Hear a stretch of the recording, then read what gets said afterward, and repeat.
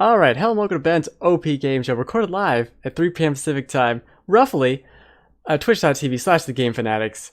Today I'm joined again by Tyler, who is here to talk with me about Call of Duty World War II. Let's go right into it. Tyler, tell me, how do you feel about this new Call of Duty? It's all right. I know, put the pitchforks down. It's all right. That's not good enough. But So you're the reviews editor at thegamefanatics.com. You reviewed this game. You gave it a 7, right? 7 out of 10. It was not bad. That's good.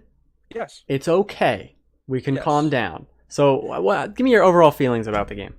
Well, here's my thing when it came to Call of Duty World War II. From the marketing, from its inception to its announcements, everybody kept saying, and the major outlets kept spinning this as Call of Duty going in a bold new direction, saying how they were going to return to World War II and go back there and use all the technology and design techniques they've learned over the years and do it justice and be this grand return. And everybody was thinking, wow, what a brave risk they're doing. And I was that one guy in the back that kept saying, Call of Duty started as a World War II game. They had like 4. I'm serious. Yeah, like had 4? Yeah, seriously. The first 3 games made by Infinity Ward was World War II. Then Treyarch made World at War, which was another World War II game. And that was the first major thing for me. And 2, it didn't feel, I wouldn't say fresh so much as it felt kind of desperate in light of the release of Battlefield 1. Which EA and DICE put out last year, which for me held more of a cache because, not many games out there, did World War I. I think the only other one I could think of was Ubisoft Montpellier's Valiant Hearts: The Great War. But World War II, I think I brought up somewhat even in my review's intro. Like World War II has kind of been done to death, and it's usually the exact same conflicts that we always seem to go to. We're always following the bloody first. We're always going to be storming Normandy or Omaha Beach on D-Day, and if Stalingrad doesn't get taken, it's written off as nothing. It's always the greatest hits album. And for me, people keep saying World War II is worn out. I'm like, haven't you done your research? There's plenty of other fronts you could take this to. Go to more, do that multiple perspective thing and go for multiple fronts. So when I started the campaign of World War II, it's like, oh great, I know exactly what I'm getting, because you're an American, you're part of an American platoon, you're part of the American intervention, aiding the Allies, trying to help them retake France on the European front. I'm like, yep, first mission is D-Day, you're gonna keep fighting, Battle of the Bulge. I'm like, yeah, I've done all this before, and no matter what. That was the problem with it, right? Yeah, that for me was the major problem. It said they were going to go back and do World War II justice, and the thing is, the Modern Warfare games, I know that seems kind of crazy to bring up, but that one actually brought up multiple perspectives as well, with the British SAS and the U.S. Marines and all these other perspectives, and they did it well to kind of give this sense of a world-spanning conflict. World War II, I noticed they were trying to do a more intimate storyline with it, but the entire time I kept thinking, I could be watching Band of Brothers right now. It was okay. This storyline is so ham-fisted in, like, it's so just a narrative of convenience for these cool things they made. It's so annoying, and I didn't realize it till later, and it was so obvious. He's writing letters, right, back to his wife or whatever. And every single story mission starts with, it's been 3 weeks, it's been 6 weeks, this is the next day of that battle. And I'm like, every single mission starts like that, and if you wanted a boots on the ground, make it a just solid story of these people going through the war, instead of these disjointed set pieces that are so, like, you're a Russian spy for a mission, or not Russian spy. French spy for a mission, and it's like, this is a completely different game. It's not bad. I love that. That was like one of the best missions. Yeah, it was a prolonged stealth operation, and I like that. But it's so out of place with everything else. Yeah, especially since the stealth in this game is kind of terrible. Yeah, and especially talking about Battlefield 1 or bringing that up, had good stealth mechanics that played into the gameplay. Yeah, this doesn't. it is really weird to kind of bring to see how they're trying some new stuff, but it's very poorly implemented. And that's something else as well. Like there were a few moments where I felt like it felt like they made the set pieces first and then just slapped the World War II skin over it. Like I think I brought up once again in The the review. train. Yeah, the train annoyed the crap Oh out my of me. god. Okay, so I was streaming this game. So I have my live reaction of like, oh, this is cool train explosion. Okay, it's still exploding. This is cool. And then it so kept going for like 2 minutes. I'm like, how long is this train? that guy should Seriously. have been dead 7 times over. And everything, he always falls on his back and like looks up at things that are about to fall on him so many times. Oh my god, the number of times I could recount his vision going blurry and somebody yelling at him and him having to crawl away at something. It's It's strange. bizarre. It feels very practiced. It doesn't feel genuine, and that's what No. annoys the heck out of me. Like it wants to be an emotional experience, and it's trying its damnedest despite how familiar and by the numbers it is, but it just didn't register with me. Like probably you mentioned how ham-fisted it was. I thought it was relatively on the nose but inoffensive for a moment until it gets to a sequence where they very blatantly kind of imitate a certain bombing sequence in a forest that feels ripped straight out of Band of Brothers, and he gets visited by the specter of his older brother because he's a Texas farm boy and he shows up with a hat. And I'm like, oh, for heaven's sake! It all feels like a missed opportunity. The majority of the game is like, oh, this is so close to being nah. Like, oh Yeah, no, you didn't get there. You yeah, tried though. yeah. The closest thing to like major action set pieces I thought were impressive, like legitimately great, was the Battle of the Bulge. But Battle of the Bulge, because that one felt like it actually had time to breathe and there was proper setup with it. And we're talking just individual missions. That was Hmm. fine. That was proper build up. You got to see soldiers in the downtime. You got to hear a bit of radio, which I thought, the game does a good job of establishing a baseline of normalcy before they throw you to the deep end. So that's fine. And there's that dogfight sequence you have whenever you're going in trying to give air support to the boys, and I thought that's good. But then you get to D-Day in the Normandy, and you're out of Normandy Beach in like 2 minutes tops. Yeah, that should have been the whole level. Yeah, the whole thing should just been taking that beach. It almost should have been in slow motion with like phasing, like you mentioned this in your review, like the beginning of Battlefield 1. It should have been like that. The Harlem Hellfighters. Yeah, Yes. the Harlem Hellfighters prologue was very nasty because they the mission opens with you saying you're not expected to survive, you're in the thick of it, you're going to die, and then they made those deaths meaningful by showing a name and the date and having a blurb by the soldier who died, showing just Hmm. how brutal and harsh and nasty this conflict was. And Call of Duty World War II's blurb is just, biggest war ever in American history. We're here to fight the Nazis. We're here, and now we're on D-Day, and then it turns into a discount Saving Private Ryan. It just You mentioned the Nazis, which I feel like this game goes out of its way to like not mention they're Nazis most of the time, or not even show that they're Nazis in a way that I found weird.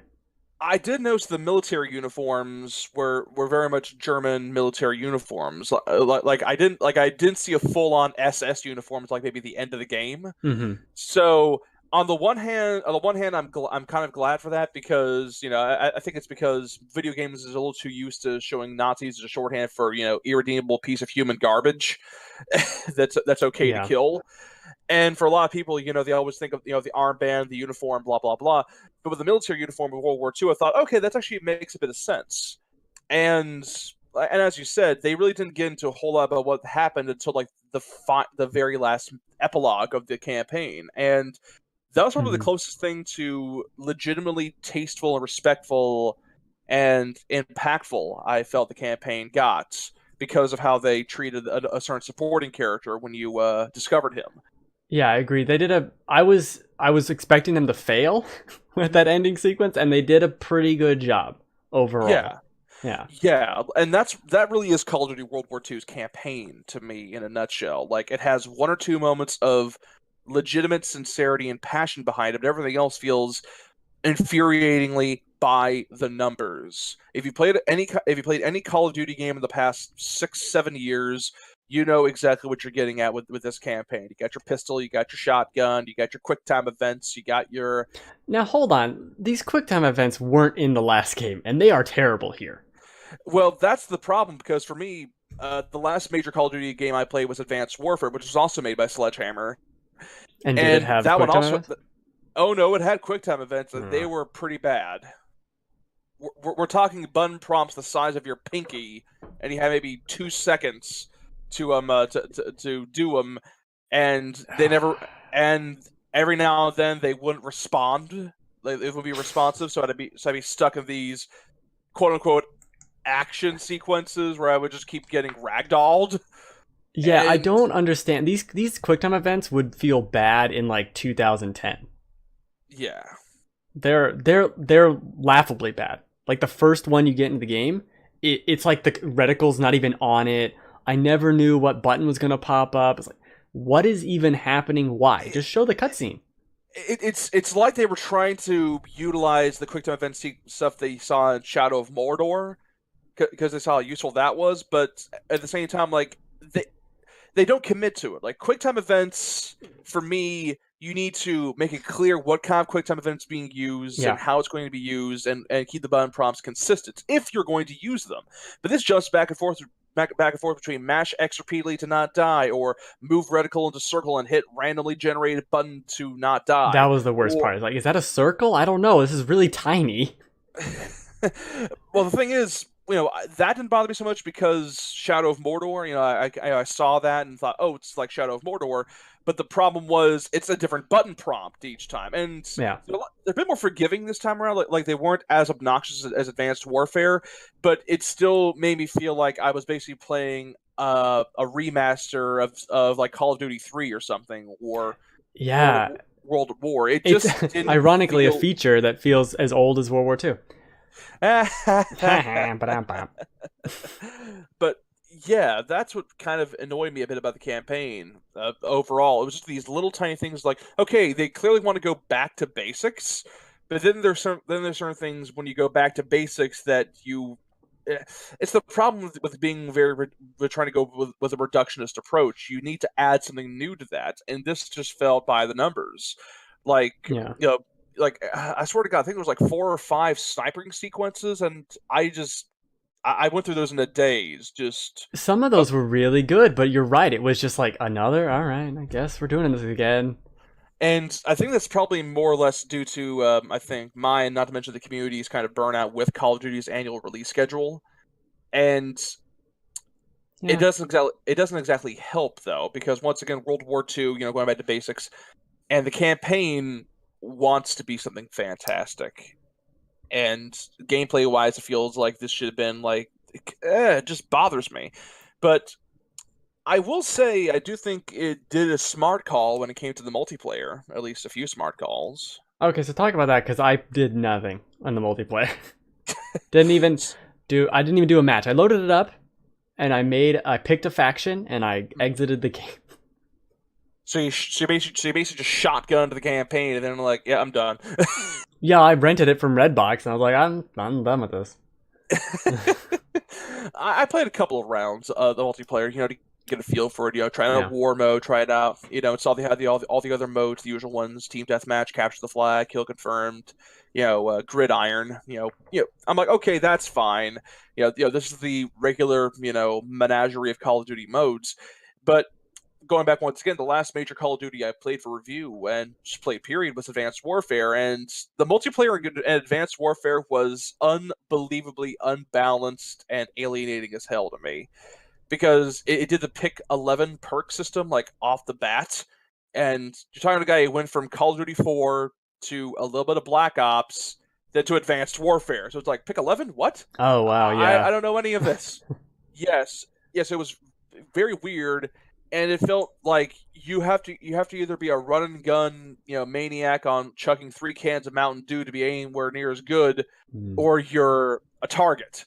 Like there's a cloaking device in Advanced Warfare. It's terrible. You can't, sound suppressors doesn't do jack. There's a jamming device for a thing, but only if it works on a Tuesday. And it was. There's too many rules for this. Yeah, way too many rules, way too many SMGs, way too many, things. It felt like it was made for the hardcore fan base and nobody else, and it was very alienating very quickly. So when I got to World War II, I'm like, oh, this is actually reasonable now. It's just, as you said, there's like a division. You have 1 to 5 divisions. You have infantry, you have armored, you have mountaineer. I'm like, okay, this guy's for snipers. This one's for the shotgun maniacs. This guy's for the jack of all trades. I'm like, that's fine. And then you get your loadout, which is like simple pistol, rifle, and you get like a special like buff. Like there's like a couple of buffs you can unlock. And I'm like, okay. And then you just go to it, and I'm okay. I'm fine with that. That's a much needed stripping down. I thought worked. And then I got to the maps, and the maps are just kind of there. There's not really a whole lot of maps that really I remember all that much. Like they feel very uninspired and very basic. And I gotta bring it up. I'm never going to live it down, but I gotta bring it up. Loot boxes. Oh yeah, the loots. You can watch them open. Yeah. Yeah, you can. I actually started laughing when I was walking around headquarters, the social zone. Yeah. Because I started laughing because I'm like, this is trying to be Destiny. It's trying to be the tower from Destiny. It's a smart idea, but like, what the hell are you doing? Like, it's not a community game. You don't go out with your friends and fight each other. It doesn't fit right. It doesn't fit right at all. Like, that's what bothered me. Like, Bungie, like, for all the faults I think Destiny 2 have, Destiny does a good job of feeling like a community game. Like some people I know will just stick around the tower and just dance and fool around before they go out and do their patrols or whatever. That feels like a community because of just how central the social element is. With World War II, it's just, oh hey, we can challenge people to trench fights and do silly little emotes. It's like Destiny, right? And most of the fan base isn't even in the social zone. They're just marathoning matches and trying to get their first prestige. They don't give a damn. Yeah, because why would you? The fun of Destiny dancing is like, well, look at my cool shaders and my weapon and my armor. Like, you're just a soldier man. Just go fight, soldier man. Exactly. You don't need to be here. And I actually remember having a bit of a tangent in the review where I'm like, the loot boxes. Thing is, loot boxes for me, I know for a fact they've become very popular, and I'm still aggravated as all crap about them because they're clearly a form of RNG, microtransactions, in essence a level of gambling. But for me, they always seem to make them pretty much divorced from the rest of the game. Like Overwatch makes it pretty much divorced. The battle packs and Battlefield are very much attached, and even the prior microtransactions in like Advanced Warfare, Infinite Warfare, whatever, are relatively detached. But now with the loot boxes now being a central thing in the social zone where you have to basically drop a flare and call down a loot box, for me it comes off as very tactlessly offensive to World War II. It's weird. For me that bumped it up into full on bad taste. Some of the loot boxes, yeah, you got some cool gear and everything. World War II was a resource. It was a resource deprived conflict. It was after the Great Depression. People were scrambling around in scrapyards for bits of metal to send overseas. People were struggling for food. They pooled their money and they got a drop. It makes sense. It just feels weird. It feels bad just doing that. It's no more offensive than how just kind of meh the whole story is. That's something else. Well, that's something that really did bother me. Just the loot boxes, and also I know a lot of people are going to argue, oh, it's just cosmetic. It's not full on pay to win, and yet I bumped into a lot of people online who have effectively become these unkillable crazy people using things that are clearly not in World War II to just devastate people nonstop. That sucks. Yeah, and it just doesn't feel right to me at all. Like, for me, that was the major tipping point for Call of Duty when it started doing these microtransactions, these loot boxes. And I know it's going to be another bit of contention with EA's Star Wars Battlefront 2 coming out soon. And it's something I always point out with my reviews because I feel like a lot of major publications don't deal with it. It's just like, oh, it's a thing. It's Like, it's there, but if you feel like it really can affect gameplay or affected your gameplay directly, then it has to be brought up. Like, it has to be brought up, and it's an issue where I notice a lot of people just want to talk about the game itself divorced from the business, but when the business itself is contributing to a game's quality, I feel as if that's an issue. But 100%.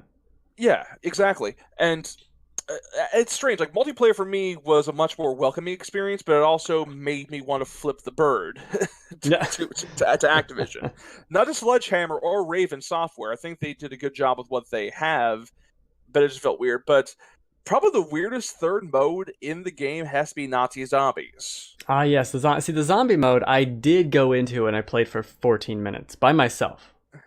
Oh, you did the intro mission. Yeah, and I could see the appeal to zombies. I get it. Except that, well, it feels like they once again took elements from prior games. Like they took a little bit of Modern Warfare 3 zombies, took a bit of Advanced Warfare zombies, a bit of World of War, not Modern Warfare 3. So many zombies. Yeah, they took some different elements for it, and I do like how they kind of made a sort of grindhouse, sort of pulpy war action movie thing with it, which is completely totally at odds with the rest of the game. By the way, it's like you pick up World War II. Yeah, Boots on the ground. No, it's strange. Like this is the disc. This is what you get in the disc. You have a campaign that's trying desperately to be Saving Private Ryan and a band of brothers put together, and comes off as a modest disappointment, but actually not half bad. Yeah. Then you have the multiplayer, which is stripped down, but otherwise kind of by the numbers and full of loot boxes. And then you have, and then you have Nazi zombies, and it feels like Quentin Tarantino just pops up out of left field and is like, "Hey man, we're gonna do zombies now." And what about zombies? Okay. We need zombies. We gotta sell this to more people. We need zombies, and that's probably the first thing I know. Is like zombies is actually on the disc. Like they usually, for the longest time, zombies was locked behind the season pass, and they had to be the zombie mode would be released as part of the map pack. But now with World War II, it's packaged on disc now, and I'm like, okay, might as well cut out the middleman. And then I find out that the campaign, for lack of a better term, for the zombie mode is basically a bunch of agents from the Allied forces trying to stop this crazy outbreak of Nazi zombies in this last ditch effort by Hitler to win the World War. And I'm like, wait, what? That is a little weird. It is pretty goofy. Like it kind of reminded me a bit of like, I noticed they were trying to do the sort of like body horror thing with these devices on the zombies, so they're kind of like it's kind of like a callback to what Mengele was doing, back World War II. I'm like, that's cute, and I had to say the looks for the zombies look pretty neat. Then I remembered, oh yeah, Sledgehammer. These guys are made up of ex-Visceral people, the guys that worked on Dead Space. Oh, so yeah. I'm like, I'm like, yeah, okay, yeah. They know how to make a really grotesque-looking monster humanoid. And I'm like, okay, that's fine. But once again, I felt like it was just another horde mode style, objective-based, defend the point map mode. You get a weapon, you get ammo, you shoot zombies in the head, you get points, rinse, repeat until you die. It was just kind of there.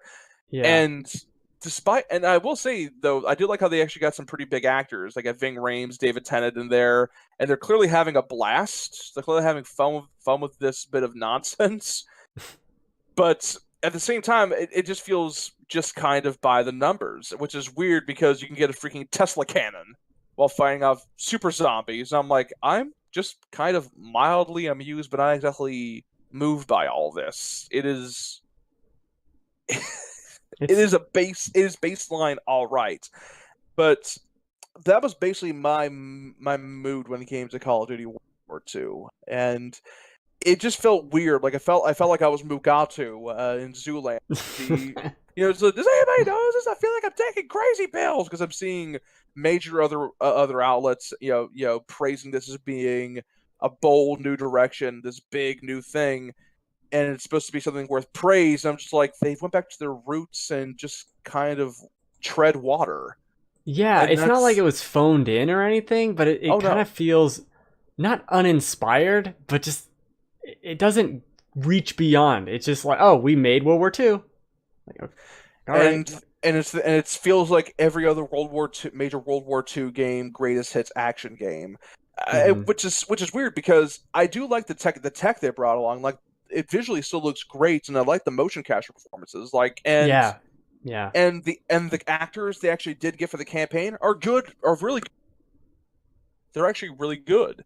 I just wish they were more than just the usual stereotypes. Yeah, they tried to go a little further with that with some of these, like the sergeant is against the whatever their rank was. And that's cool, but it's just there. The whole game is just there. And even some of these places you go to, like I had a big problem with the game looking so, it sounds weird because we're going back in time again, brown and bland for a lot of it. It's so muddy and like icky. I was actually okay with that. I'm like, okay, no, this is reasonable, this is fine, and it does a good job of contrast because you brought up the German embassy mission where it's that's true. That's a standout because then it gets some blue in there. because visually it pops, visually it sticks in your head a bit more, but at the same time, then we get weird sequences like I said before, the train sequence. The train, yeah. The train just felt like a parody for me. The train felt like, hey, what if we made Uncharted but in first person? I'm like, all right. It does feel like that bit from Uncharted 2, doesn't it? Because it flips and it rolls, and then that you're chasing it on a jeep, and it's Uncharted. And then it's oh my gosh! And then when you wake, and then somehow you wake up miraculously still alive, and oh no! It turns out some German soldiers also survived it. Let's shoot them as well. And that happens so much. Oh my god! Every third time you fall down, that happens. It feels just kind of weird. Like I said, it feels like it wants to be Saving Private Ryan, but then it goes. But then it goes silly, and it's difficult to tell what kind of tone it wants to set for itself. And I feel like that also kind of contributed to my score as a whole. Like Nazi zombies feels very out of place. The multiplayer feels okay, and then they put the loot boxes in, and it feels out of place. And then the campaign wants to be genuine, but then it does stuff like the train and stuff, and it feels out of place. It keeps bumping up against what could have been something amazing, but it keeps falling apart due to either adhering to the Call of Duty brand, the action set piece Hollywood brand, or the compliance by the publisher with the loot boxes. Yeah, I feel like there's something, particularly with the campaign, they ran into something that changed their vision or their course of action somewhere along the line where because you're saying, parts of it really go there, like the sneaking in and you look at your papers to do this. Like, this is very different from what you'd expect from a Call of Duty, and they actually do a pretty good job at it. But the rest of it with the train and some of these sequences, like here's the 15th sniper battle, all right, here's the tank sequence, and okay, guys. And that's like I said before, here's the brand. There's actually a moment where I actually managed to get through because the part where the train sequence starts the stealth section, and I was trying to see if they actually programmed it to be different if you actually manage to sneak yourself all the way over and stop it.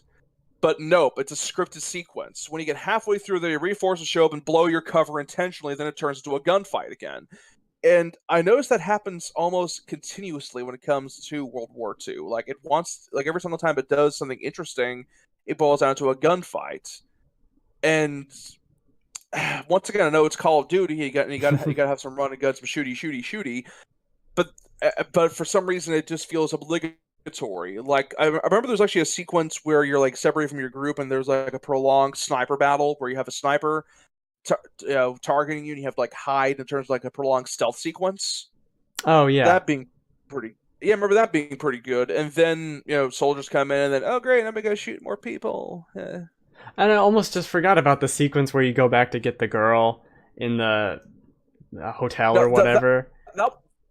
That was fantastic. It tries and it does achieve some things, and it just kind of forgets about them and like, all right, I guess we moved on.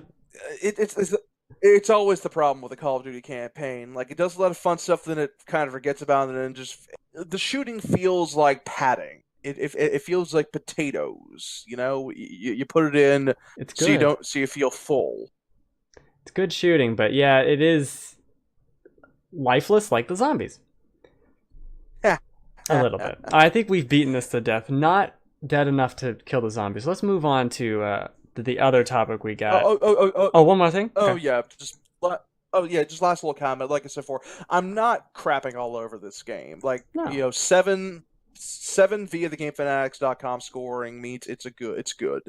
And if you pick up Call of Duty every November and play to your heart's content, you're gonna have fun. You're gonna be fine.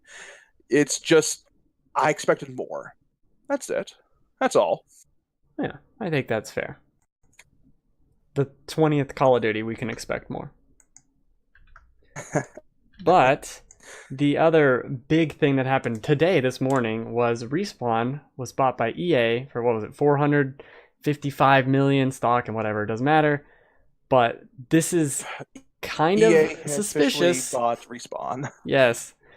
And it's kind of weird too, because for a lot of people you might think that they owned them already, seeing as how their last, Titanfall 2 were EA games. Published by EA, yeah. Yeah.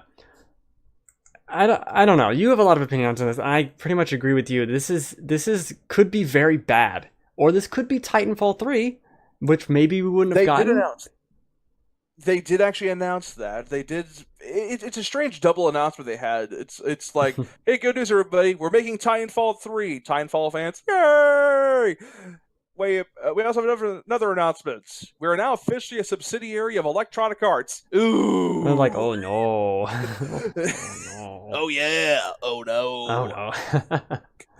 I think.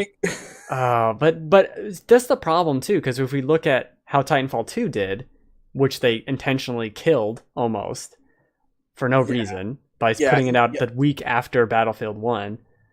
Week after Battlefield 1 and week before Call of Duty Infinite Warfare. Infinite Warfare, yeah. And then it's we're getting Titanfall 3, which is great. I'm excited for Titanfall 3. Mm-hmm. But with EA, how do I trust you now? How do I trust you now when you're releasing Battlefront 2 with all these weird microtransactions in a week? Well, that is a topic for another time, but I do think EA, or at least DICE, listened to the feedback from the beta and actually are trying to address some of the pay-to-win allegations. Quite justifiably brought in allegations. We'll see, but definitely justifiable.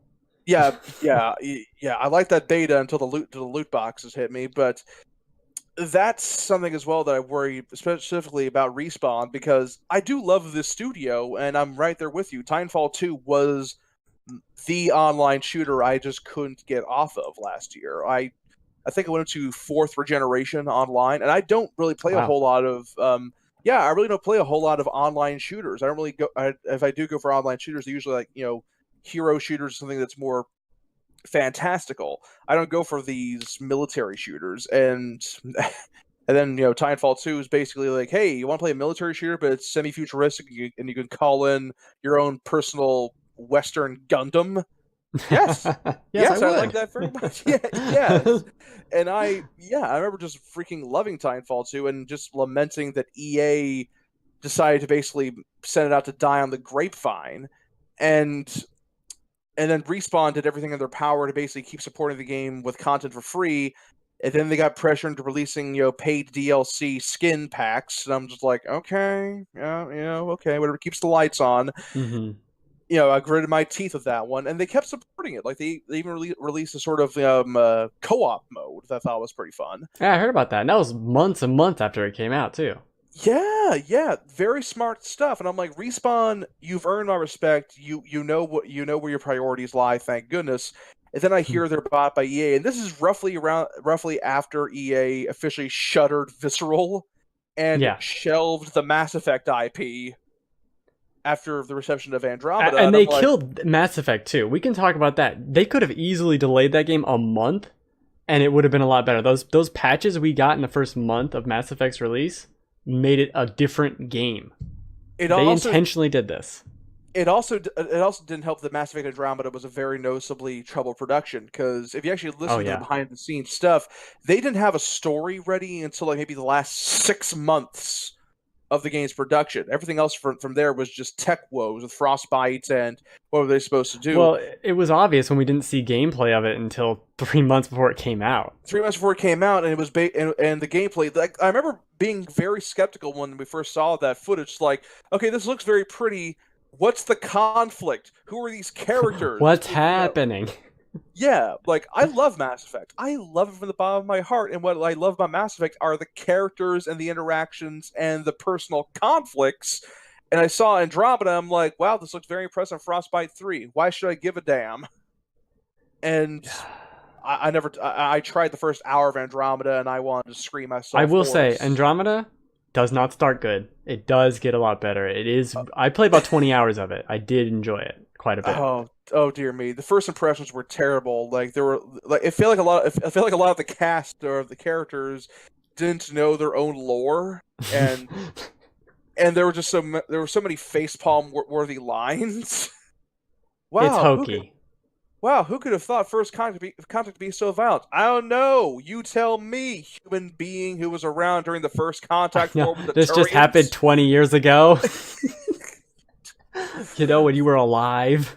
I'm a big Mass Effect nerd, so yeah, me too. So, but that's why I played it and I kept playing it because like I want more in this, but that's neither here nor there at this point. It is frustrating because EA did this. But with BioWare specifically, it's like, okay, we're shelving Mass Effect. It's not living up to expectations, so that thing's basically dead in the water. And now they're basically, I'm almost imagining they're like grinding the axe and getting ready to like axe BioWare. Dear me, please don't happen. Knock on wood. Well, they're doing Anthem, so yeah, that's what I'm trying to get at with Anthem. Like if Anthem doesn't do well, and I'm afraid that's not going to be going to do well because it feels like it's trying to basically imitate Destiny because it's going to come out in 6 years. Is the yeah, that's what's bothering me. It's very clear that there are a bunch of like games right now trying to imitate the shared world success of Destiny. It's the Me Too. It's industry of trends. This is Destiny's really popular and making money hand over fist. Let's try to get in on this craze. We can do this. Like Call of Duty World War II's headquarters. And BioWare is like on the bright side, Casey Hudson is back with the team, and I do appreciate Casey Hudson's work. So I'm optimistic, but I don't think it's gonna work well. But BioWare still has a shot.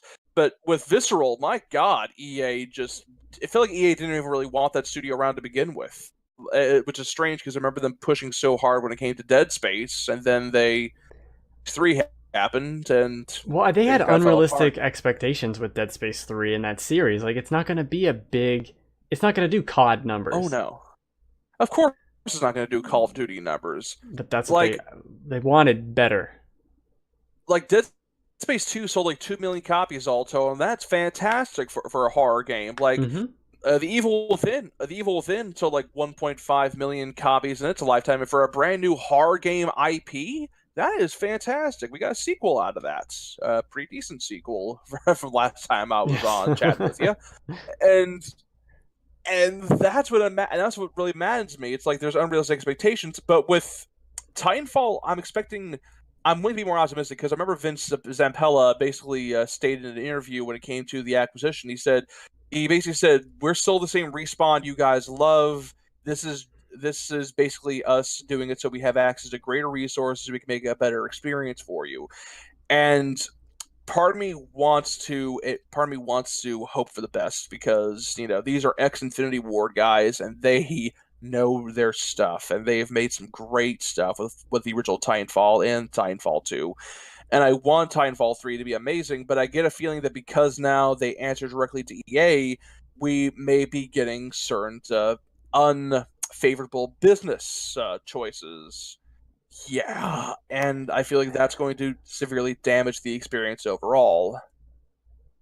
It's a wait and see. I mean, Titanfall 2 or Titanfall 3 could still be 2 years out. I have to say probably if they're going to reuse the assets and design new stuff and that could probably be 2.5 years, give or take. Yeah, it's not going to be soon, and in that time we'll have the release of other big EA games to see kind of how those fare and how the public reacts to the microtransactions in them. That's something else as well. Like I noticed that they also basically axed Visceral and they also axed that narrative-focused Star Wars game they're working on.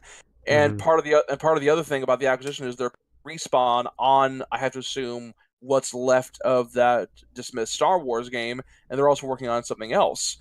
So on the one hand, it's more work, but now it feels like EA is basically trying to make do with what they have left and trying to change around what Visceral was working on and now working with Respawn to get that thing out. And I hate going back to the Visceral thing, but I remember back when they gave the justification why they axed the Visceral game, which was basically they didn't figure out how they could monetize the game, which just struck me as very cold, because it's like, you're trying to tell me you couldn't just make a single player campaign focused Star Wars licensed game, sell it at full price, and expect to get your money back and then some? And it seems stupid too. Like, you could still make silly customizable outfits and whatever for people to buy in a single player game, and most people aren't going to buy them. You're just making them for the whales. You can still have your dumb cake and eat it too. It's just annoying. Like, they don't know how to monetize. It's like, it's a Star Wars game. It's gonna make money hand over fist. It seems like there were some troubles with it. There was some reporting that there could have been trouble in the development of it. Like, that can happen. That can happen. Production hell can happen. Even good games can fall under it. Like Doom 2016 was a notable production nightmare. And sometimes changing new talent can be a benefit, but it feels weird that that's the official statement as to why, as opposed to people from Visceral saying, "We're sorry, we thought we could deliver, but we can't." It's a weird lack of transparency, which is why a lot of red flags are popping up now with this acquisition of Respawn. It feels more like EA kicked out the cat and brought in a dog, if that makes any sense. Yeah, no, it's like, we're sorry your dog died, but here's a new pet, and we hope you like it. Like, thanks, I guess. Yeah, it's weird. And as I said before, I love Respawn from the bottom of my heart. I love the studio. I love the talent at hand. I love what they've made. I am excited for Titanfall 3. I will pick that game up. I will pick up, if they do another silly special edition with one of those like Titan models with it, I'll pick it up. I'll shell the money out for that. I don't have enough knickknacks already as it is. Right?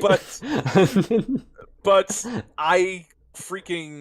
I don't want Respawn to go the way of the dodo, so to speak, with how EA has been acting. And I know that's kind of a vain hope, considering how EA has been recently with their stuff. Like I mentioned before, Visceral, they had unrealistic expectations with Dead Space. They threw them onto a crappy Battlefield spinoff, and that was more than enough reason to axe them. And then the Star Wars thing happened. Just really sad. Like, if this is where there's smoke, there's fire. Comes from. Absolutely. And I really do hate to be the doomsayer here. I really do hate to speculate and to make these connections, but there's a pattern, and it's a very nasty pattern. And it's a situation where I'm hoping the pattern, breaks. Because I remember being very smart with Respawn when it came to Titanfall 2, because I think that's probably the reason why they didn't put microtransactions into the game later on, because they weren't directly underneath EA, and EA couldn't make any major demands as publisher, and that was sort of a middle ground with the skins, which I was much more tolerant of, because it felt more like like early mid-2000s costume DLC. And it's funny because I remember way back in the day kind of hating the idea of season passes and hating the idea of overpriced costume DLC. But now with how exploitative loot boxes and pay to win and freemium economies has become, I'm like, you know what? Yeah. I'll shell a season pass. I'm missing the season pass now. Let's bring back all the stupid swimsuit outfits and all the dumb garbage. Because that was not interfering with multiplayer and making it pay to win. Let's see here. I can either pay $5 to roll the dice 5 times, maybe get a single piece of an outfit for a character I don't even like, or I can pay $5 for the swimsuit costumes in my JRPG. Yeah. I'll take the costumes, please. I will take something guaranteed that is not garbage. Thank you. Yeah, that is a whole another topic, but it is a big thing to worry about. But hopefully, we have time. We can hope and believe somewhat. Right? I want Mass Effect to come back. Yeah, me too. I miss Mass Effect. Good Lord. When I found out that there was no there's just so many things missing in Andromeda. Yeah. Like there's like 7 races missing. I'm like, really, guys? You can like. Dear.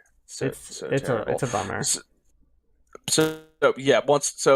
Those are my thoughts. I want the best of Respawn, and I want EA to not be EA. No, it's pie in the sky. Keep dreaming. Yeah. Keep dreaming about that. We'll see if they learned their lesson with this Battlefront 2 in just a week, and maybe a week after I am that. Excited for.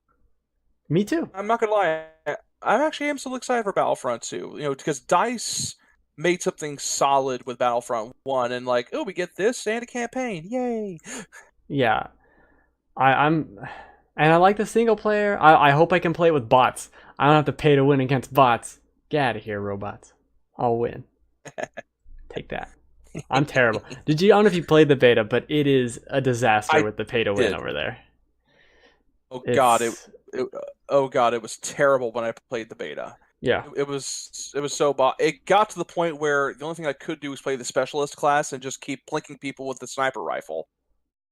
Like I just kept doing that. I just kept using the binoculars and kept painting targets. That was the best I could do. Everybody else was using like epic level loot to be invulnerable and get like a 50% chance to.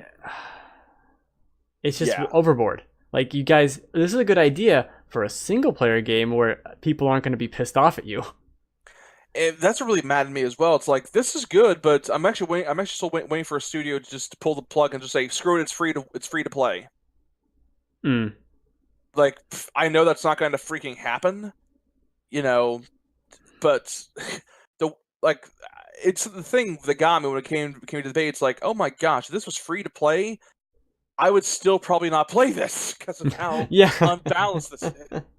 If this was free to play, it's still pay to win. So what am I doing here? Yeah. Yeah. All right. Well, I think that's enough to. There's hope. We got to hold out hope. What we can't ramble on about this. I'm watching myself play Titanfall 2 in the footage. Fond memories, Thank God I still have Titanfall 2 on my hard drive. I gotta lasso some more Titans. Make it happen, Respawn. There you go. Well, thanks for joining me again, Tyler. I realized last time I just ended the show and didn't give you a chance to pimp anything, so this is now your pimping opportunity. All right. Well, as you guys may remember, I am the reviews editor of the GameFanatics.com. I do my best to get reviews of our particularly fanatical opinions of the recent video games to you. If you want to read that stuff, you can check us out at www.thegamefanatics.com. If you also want to see my intermittent thoughts on the social medias, you can follow me on Twitter at Darth Rahu, capital D, capital R, all one word. And I do the occasional bit of rambling stuff on my personal blog at cybertavern.blogspot.com. If you like to read, you weirdo, you may enjoy it. Yeah, read a book. Yes. So anyway, I do this show every Friday, 3 p.m. Pacific time, twitch.tv/thegamefanatics, and occasionally I do write something down, so you can read that as well. It's on the site. Merry Christmas. Oh crap, I gotta stop saying that because it's actually getting close to Christmas. It's let Thanksgiving breathe, man. Happy Thanksgiving. That's in like a week, and I'm like, no, it's all Christmas. You're allowed to celebrate it. For me, you celebrate Christmas after Black Friday. No sooner than that. Happy Black Friday. Sorry you spent all your money. I'm sorry. See you next week. Black Friday, that's good. See ya. Maybe we won't because my mouse stopped working. There it goes. All right.